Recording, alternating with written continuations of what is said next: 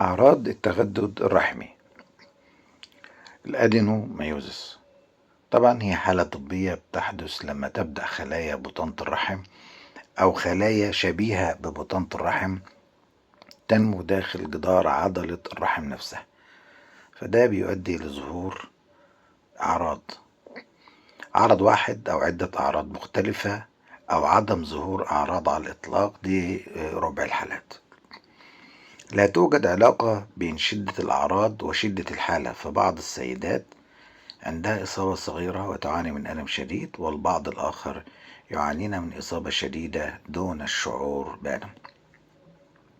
يبقى الأعراض قلنا مفيش أعراض. ربع الحالات ممكن تكون الأعراض خفيفة أو متوسطة أو مزعجة جدا.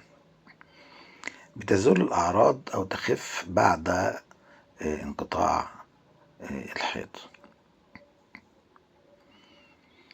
أول عرض بنتكلم عليه هو عسر الطمس، ألم شديد أثناء الدورة الشهرية، وده بيشتكي منه 70% من الحالات. الألم بيكون أقوى من الطبيعي، بيزيد مع مرور الوقت، بيبدأ قبل الدورة ويستمر أثناء الدورة، وأحيانا يستمر بعد الدورة.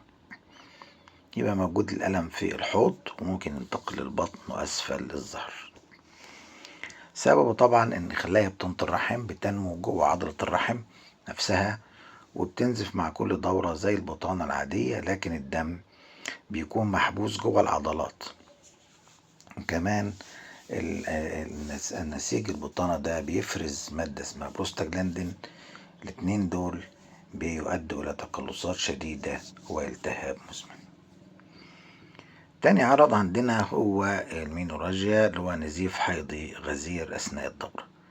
تكون كمية الدورة أكتر من المعتاد، فيها تكتلات دموية. الدورة ممكن تطول أكتر من 7 أيام. طبعا ده سببها إن جدار الرحم بقى سميك ومليان أوعية دموية زائدة بسبب الخلايا الداخلة، خلايا بطانة الرحم الداخلة فيه. ده بيخلي الدورة أتقل وبتستمر أيام أكتر.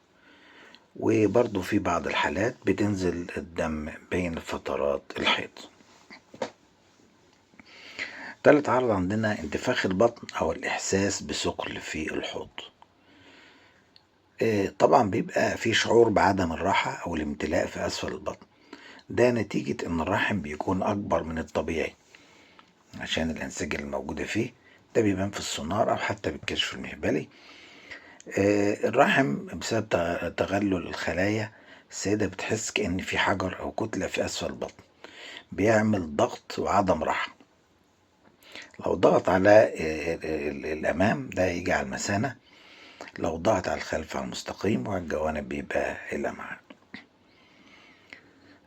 رابع عرض عندنا اللي هو الديسبارونيا، ده ألم أثناء العلاقة الحميمية أو بعده.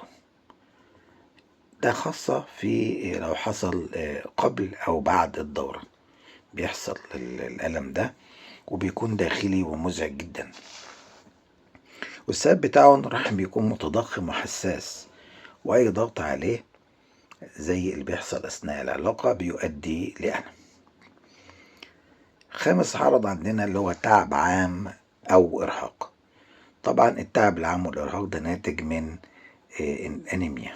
الأنيميا دي سببها النزيف الغزير اللي بيؤدي إلى فقر الدم، وبالذات يؤدي فقر الدم إلى تعب مزمن وضعف في الجسم. سادس عرض عندنا اللي هي مشاكل في الخصوبة، ودي بتكون أقل شيوعا من بطانة الرحم المهاجرة.